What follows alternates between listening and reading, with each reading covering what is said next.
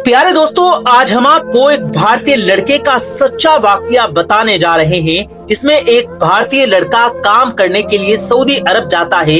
वहां जाकर एक सऊदी कफील के घर में मन लगाकर काम करता है और बहुत पैसा कमाता है।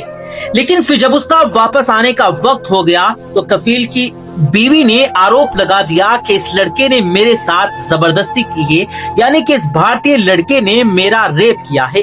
फिर मामला कोर्ट तक पहुंचा तो इस भारतीय लड़के को जज के सामने पेश किया गया।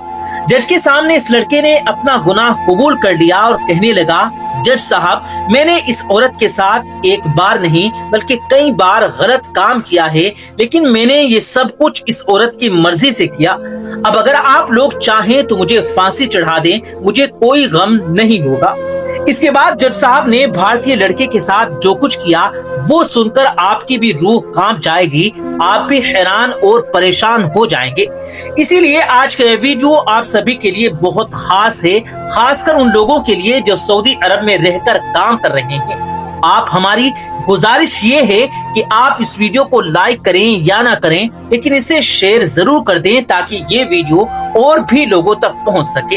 तो चलिए दोस्तों, शुरू करते हैं। दोस्तों, आज हम आपको जिस लड़के की सच्ची कहानी बताने जा रहे हैं उसका नाम मिराज आलम है। वो राजस्थान के अजमेर के पास के एक गांव का रहने वाला है। मिराज आलम की कहानी ये है कि जब उसकी शादी हुई तो उसकी बीवी ने उसे पसंद नहीं किया। उसकी बीवी का कहना था कि मिराज आलम नामर्द है, इसीलिए वो उसके साथ नहीं रह सकती। आखिरकार दोनों के बीच इस बात पर तलाक हो गया। इसके बाद जैसे तैसे करके मिराज आलम ने खुद को संभाला, लेकिन इसके साथ ही वो सोचने लगा कि वो यहाँ नहीं रहेगा, क्योंकि अगर वो यहाँ रहेगा तो लोग उसे नामर्द कहकर बुलाएंगे और उसे ताने देंगे। इसीलिए उसने फैसला किया कि वो सऊदी अरब जाएगा और वहाँ कुछ साल काम करेगा। जब यहाँ सब कुछ ठीक हो जाएगा और लोग इस बात को भूल जाएंगे, तभी वो वापस यहाँ आएगा। इसीलिए मिराज आलम एक तरफ सऊदी जाने की कोशिश कर रहा था और दूसरी तरफ एक हकीम से अपना इलाज भी करवा रहा था। हकीम ने उसे कुछ जड़ी बूटियां दी और कहा कि वो उन्हें खाए और 1 महीने बाद अपना चेकअप करवाए। अब दोस्तों, मिराज आलम एक तरफ उन दवाइयों को खा रहा था, दूसरी तरफ सऊदी जाने की कोशिश भी कर रहा था। ऐसे करते करते एक दिन उसका वीजा भी आ गया और वो सऊदी अरब पहुंच गया। जब वो सऊदी अरब पहुंचा तो उसे वो काम नहीं मिला जिसके बारे में उसे बताया गया था, बल्कि उसे एक जंगल में ले जाया गया जहां उसे बहुत सारी बकरियों को चराने का काम दिया गया। वो 20-20 घंटे तक काम करता और बदले में उसे सही से खाना भी नहीं मिलता था। यही वजह थी कि वो बहुत परेशान हो गया। एक दिन वो वहां से भाग निकला और अपने एक दोस्त के पास पहुंच गया और वहां गैर कानूनी तरीके से रहने लगा और दूसरा काम भी ढूंढने लगा।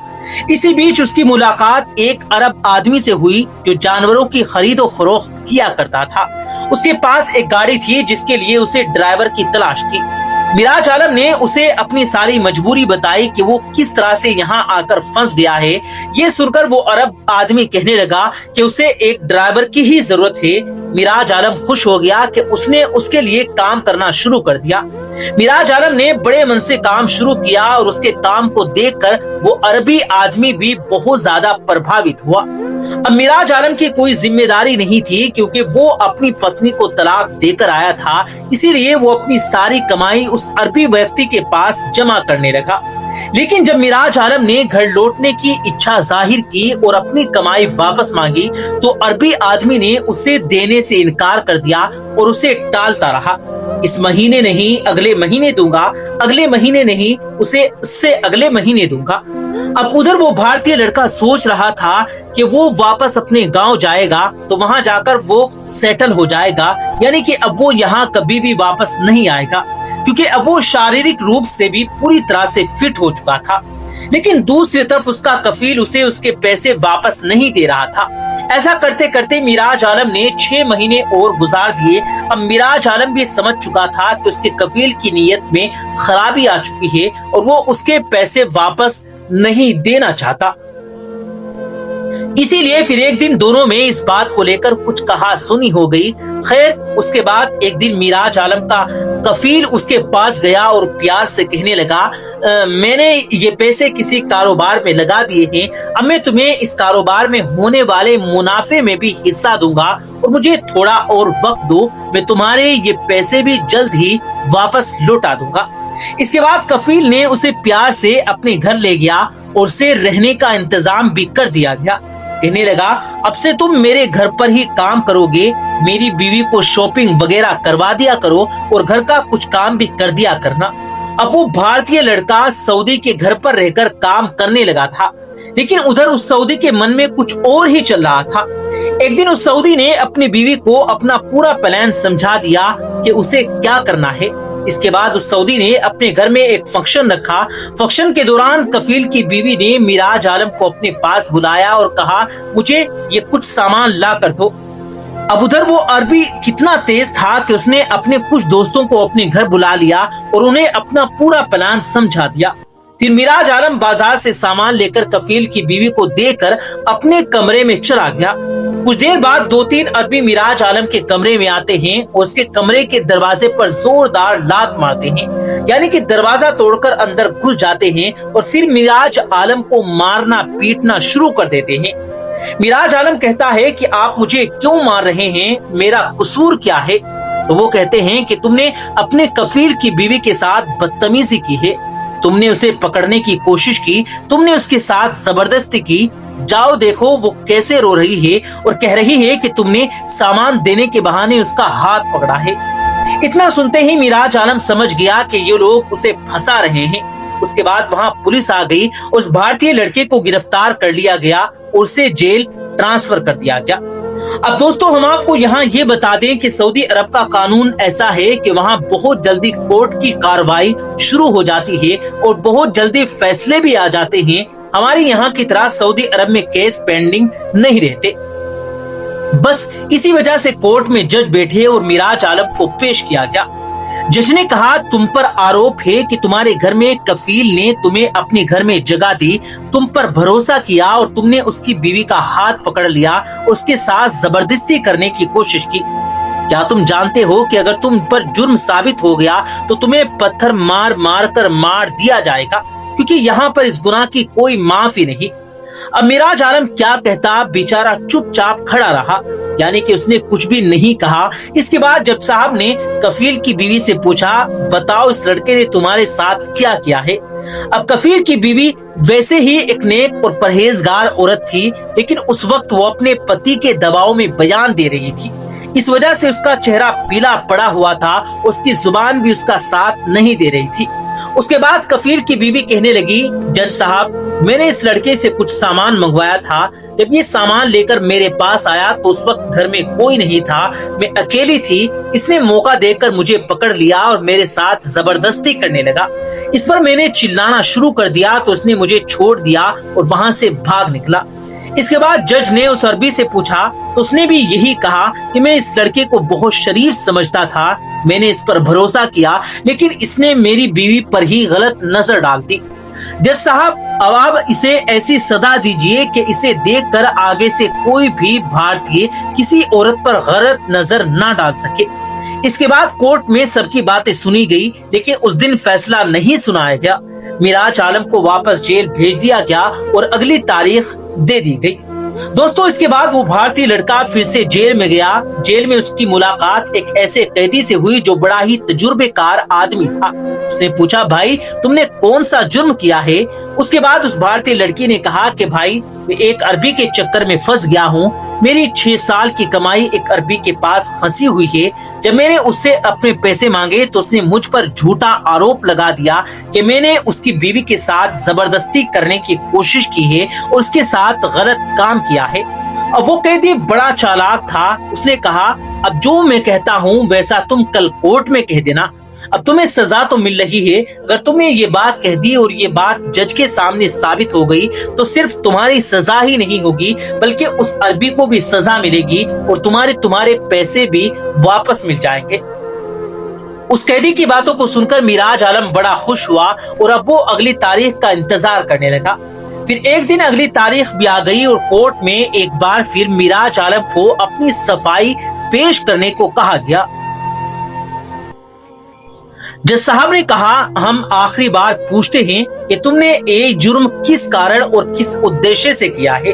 ये सुनकर मिराज आलम ने जवाब दिया, जज साहब, मैं ये बताना चाहता हूँ कि मैंने कोशिश ही नहीं की, बल्कि मैंने तो इस औरत के साथ कई बार संबंध बनाए हैं। मुझे इसके साथ ऐसा करने में बहुत मजा आता है। ये औरत खुद मेरे पास आती थी, लेकिन अब अपने पति के डर या किसी और वजह से मुझ पर झूठा आरोप लगा रही है।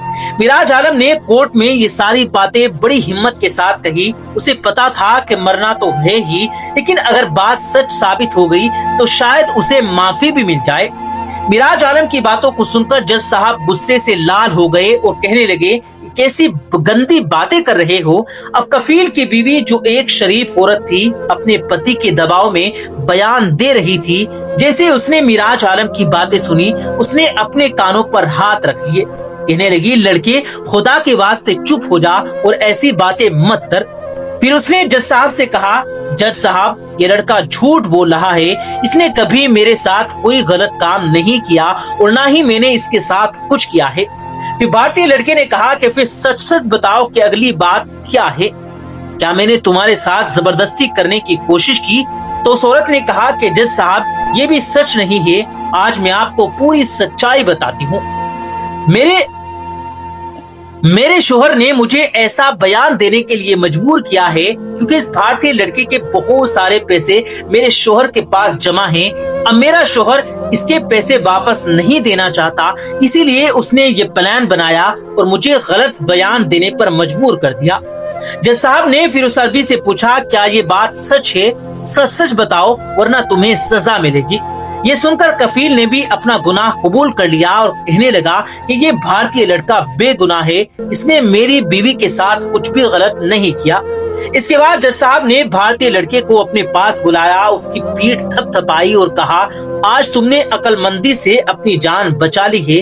अगर ये लोग तुम्हारे खिलाफ ऐसे ही बयान देते रहते और तुम अपनी सफाई में कुछ ना कहते तो शायद तुम नहीं बच पाते और इस तरह मैं एक बेगुनाह को फांसी के फंदे पर लटका देता।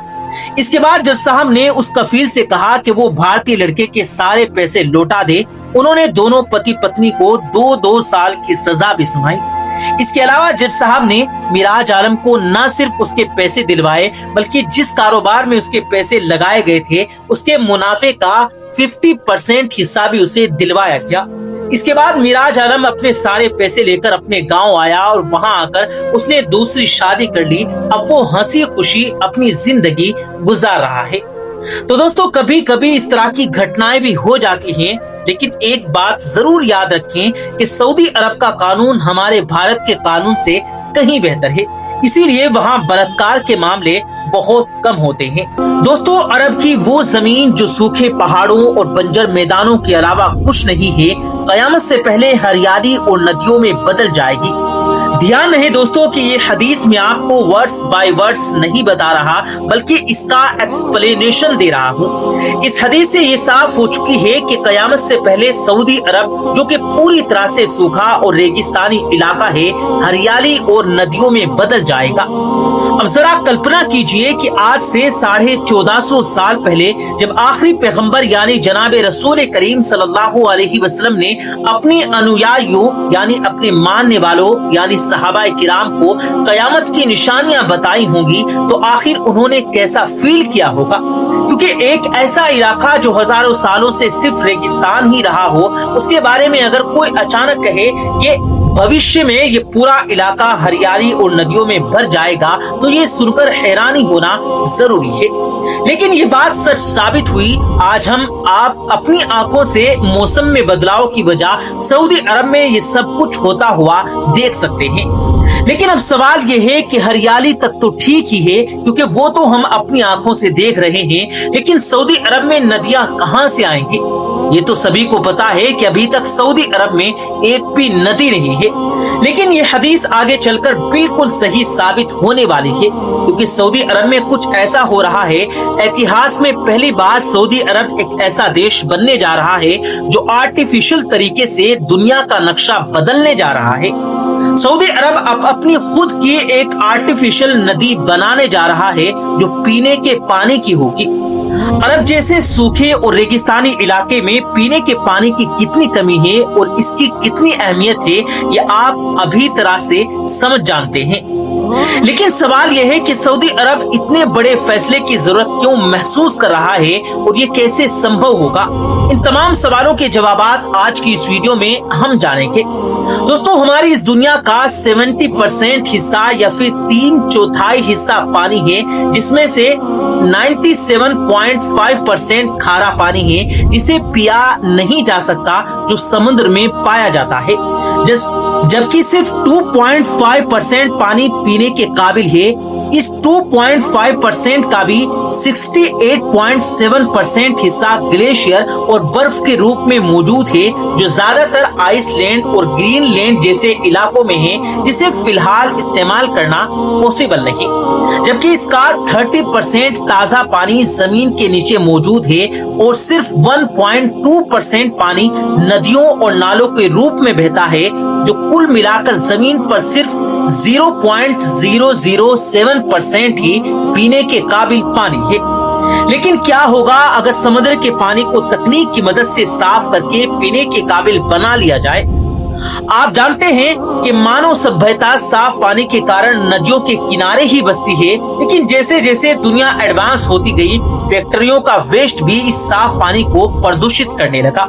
इसीलिए आज की दुनिया साफ पानी की महत्ता को समझ रही है और इसे नई तकनीक यानी आर्टिफिशियल तरीके से फिल्टर करके प्रोसेस कर रही है और इसे पीने के काबिल बना रही है। इस प्रोसेस का थर्मल डिस्टिलेशन कहा जाता है।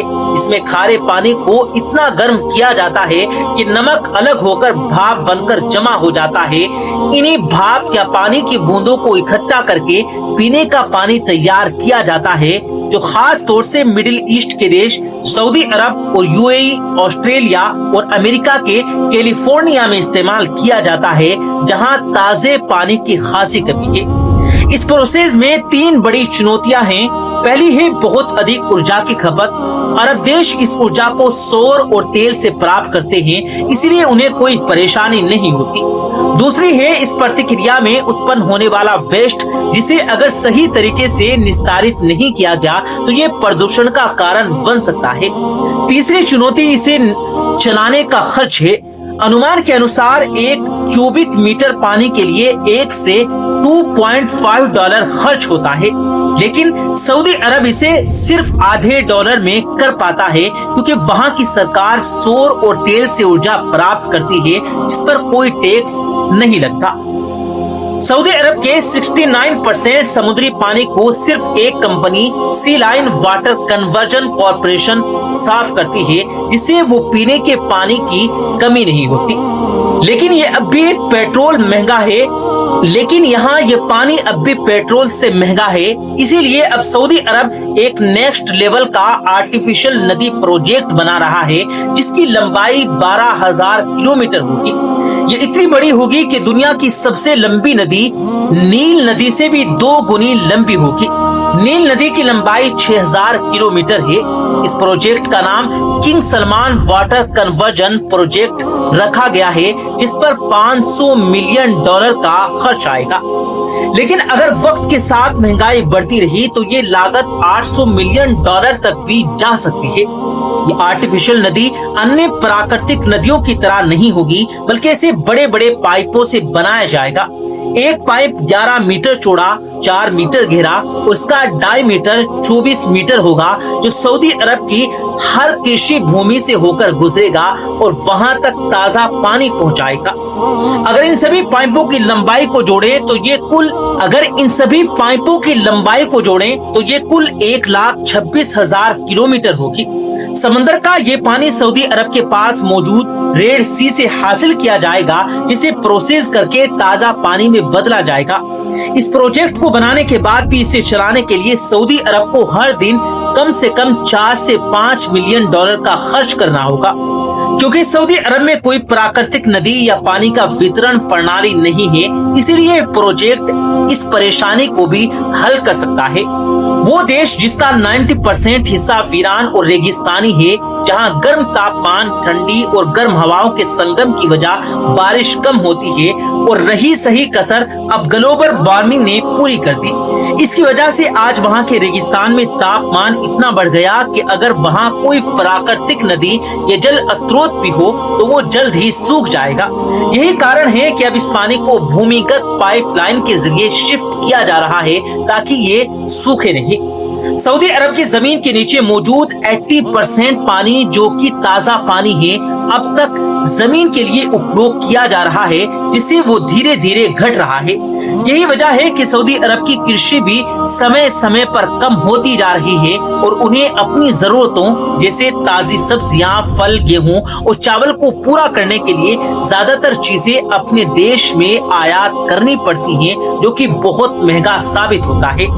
लेकिन अगर इस प्रोजेक्ट के बाद सऊदी अरब अपनी कृषि को बढ़ाने में सक्षम हो जाता है तो जो खर्च लगभग $20 बिलियन के करीब आता है, उसे आयात पर खर्च करने के बजाय सऊदी अरब न केवल अपनी जरूरतों को पूरा कर सकेगा बल्कि इन उत्पादों को दुनिया भर में बेचकर कमाई भी कर सकता है। इसके साथ ही वो अपने उन रेगिस्तानी इलाकों को भी इंसानों के रहने के काबिल बना सकेगा, जो पहले संभव नहीं था।